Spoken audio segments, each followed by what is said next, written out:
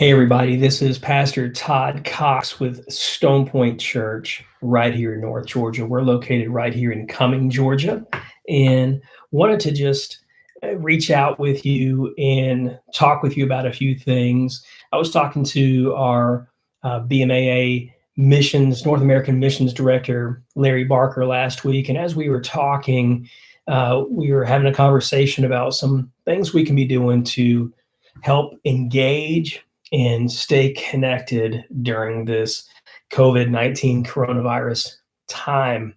And some of these things are things we can be doing anyway, but some of these things are specific to helping to stay engaged during this time.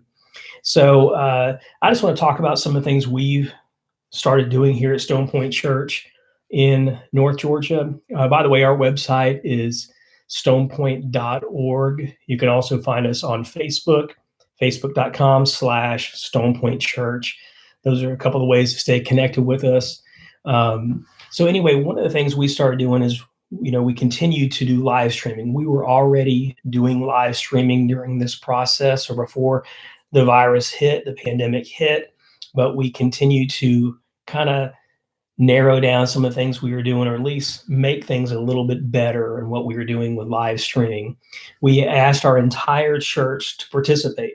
We talked about, if the church doors were open, would you want to be at the church? And everybody agreed, yeah, we'd be there at what they call the church, the building, right?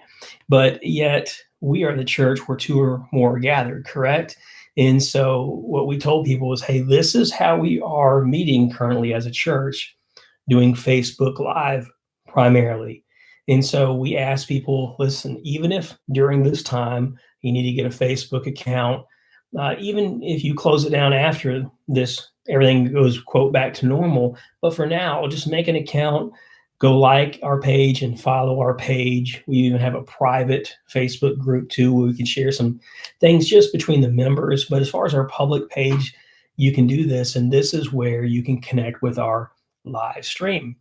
And so after we explain that, we then would say, okay, listen, on Sunday morning at 11 o'clock, this is when we go live. Now we do a 5-minute countdown, allow some folks to get used to the fact we're going live and to get there ahead of time. And then we'd say, hey, listen, make sure you check in. Ask them to check in and to like the live stream as it's going live, and then to share that stream. The other way you can do that is to do what's called a watch party on their Facebook page. Then at other times we ask people, listen, hey, get your phone out, right? Take a selfie of you engaging with the live stream, and maybe hopefully your whole family will be doing that. And just like you go to church together as a family, you can go and watch the live stream together as a family and share it on your biggest device. If you can mirror that up on Apple TV or on other ways, whether it's your iPad, a computer screen, or whether you can get it up on your TV through using HDMI connections or streaming it to your TV, then great, do that. We encourage people to do that.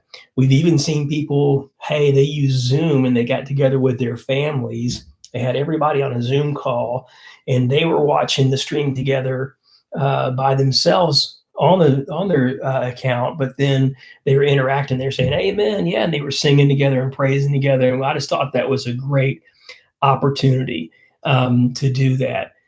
Hey, but as you're sharing, we would say take some notes and share with others what's going on during the broadcast. Maybe you really like something.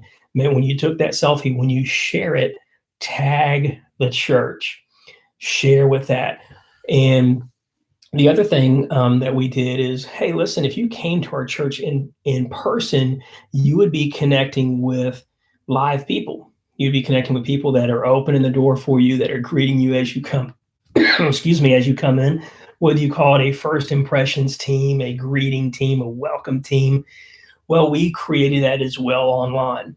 So several people are coming together, and as you see, it says on Facebook, it'll say, so-and-so joined. You say, hey, good morning, how are you doing? It's great to have you. And that would start engagements. And how algorithms work on Facebook and other places is the more engagement that you get, the the higher the boost goes, the more audience reach. So the fact that you're on it, your friends see that you're on it, that you're liking it and sharing it, commenting about it, and then engaging, that helps too. Plus, if you take attendance at your church, it's really hard to do that with Facebook, right? Because the minute that the Facebook live stream stops, you don't necessarily see all the viewers anymore. And so the only way that you would know who was there is if you commented with that person, or if several different people were taking, quote, attendance. In fact, some of my viewers are different friends from some of your viewers, and so on. So we would have, maybe 3 people taking attendance, and then afterwards we would mesh that up. And you say, well, why is that important, Todd? And I would say because as pastor, as leader of the flock there at our church, I haven't seen someone in a couple of weeks, and we need to check in on them and check in with them a little bit better. So those are some things we can do. I've got some other things we do, which is, not only are we streaming, but we're also recording the live stream. We're recording it through a camera. So we're recording the video, we're recording the audio, and then through our soundboard, we're also recording on a thumb drive. But then later, we go back and we edit the podcast down, or the sermon down, or the service down. And the sermon part of it, the message part of it, gets shared on our YouTube channel. It also gets shared on our website, which also then gets redirected to iTunes. So we are multiple streaming or multiple broadcasting throughout the week, or sharing that throughout the week. Churches were already doing some of these things beforehand. And hey, we certainly don't own the market on all the great ideas. Most of the ideas we borrowed along the way, or we saw someone else doing it, and we just try to find a collective way to do this. And that's why I'm sharing this with you now, is I believe that we do things better together than for the glory of Christ. Amen. And so one of the ways we've also added to that was by Monday through Friday doing some daily devotions and some time. And with that, we divided up Monday, Wednesday, Friday. So on Monday, one of the associates would share, since most of the time I'm doing the message on Sunday, and they'll share about 10 minutes or so on a devotion on that day with their wife. And then on Wednesday, my wife and I will do it. And then on Friday, another one of our associates will do that. Now, on Tuesdays and Thursdays, generally, we will also have our worship leader, which is one of our associate pastors. He will also do about 10 minutes time of worship, just leading worship and encouraging. Every time we do that, we're always praying at the end. We're always giving ways to encourage, and we're always sharing scripture and trying to share something relevant to what's going on that week or during this time frame. Our life groups, hey, if you have, whether you have traditional Sunday, we call them life groups. So whichever way you call them, that's what we call it. And so I encourage you to go, okay, listen, what are we going to do now? Well, many of you are already doing this, but we decided to start using Zoom, and we have ones that meet from Monday all the way through Thursday, and some of them multiple ones on each night. And we connect with all of our people and start doing a Zoom life group call or video chat with them. And the cool thing about Zoom is you can also share your screen, and you can use or you can also watch that together. And so, we also continue to send out a weekly newsletter. We were doing that before, but that's another way to stay connected. We use MailChimp. It's free. So MailChimp.com, and that's free.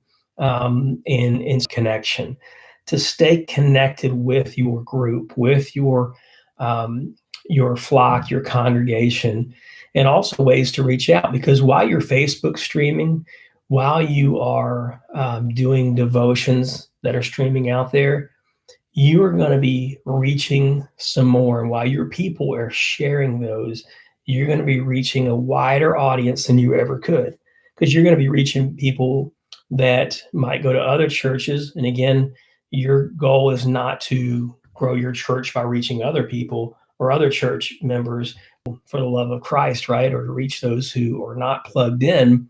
And so as far as evangelical or evangelism, if you will, we do that in multiple ways. And so getting that word out might go to another state or another country. We've had people watching us from Africa and Germany and other countries out there that have just thanked us for what we've done. Now, again, we're certainly not the biggest or the best at doing this and not the first at doing this.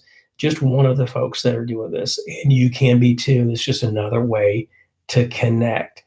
And so, again, the weekly newsletter on MailChimp allows us to stay connected with our core group. Our private Facebook group allows us to do that as well. I tell you, one of the things that really people enjoyed was when we had some of our team go out and drive by and text or call people and say, hey, we're right out front. Stick your head out front or come to the middle of the driveway or something like that. And they were able to come out and have some face to face, if you will, more than 6 feet apart interaction while we others stayed in the car. We also dropped off communion to mailboxes, let people know we were there. Some came out, some did not. And we were able to do communion together on Good Friday because of that. Some who didn't get that, or some who may have been out of town, we said there were other ways to do that. And we went into that on our Good Friday service. But listen, there's other ways to reach out. Again, I hope you'll share some back with us. We also not only have a Facebook account, we have Instagram. Though Facebook and Instagram are the main ways we stay connected with people and reach out. Not only do we have my own personal stuff, but the church stuff. But we also have some people that reach out to people specifically on Instagram that will post several times a week. And that's really to keep the younger congregation engaged, because that's really where they stay, is Instagram.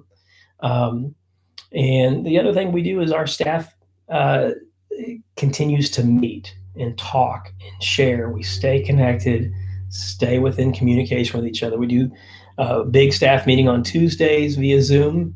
We talk about people. Are we missing anyone? Does anyone need help financially? We also use what's called the WIN method, WIN. We discuss what's going well, what do we need to improve upon, and what's next. Well, those are just some big things that we do, some small things that we do. Again, there's probably other things we're doing. There's other things you're doing. We love that, be it open communication, how we can stay connected, but be unified, and to find out how you can help your community. So if there are local food banks or projects in the area that you can do to help. Some people are taking food up to the hospital or ordering food and having it delivered to the hospital workers or the sheriff's office, the local police department, fire department, EMS. There's all kinds of things you can be doing. Sometimes you can just, guess what? Pick up the phone and call somebody. Let them know that you're thinking about them. Stay engaged. Let's don't miss this opportunity to be a blessing for Christ. Hope you have a great day. Hope to hear back from you from some of your ideas. Blessings.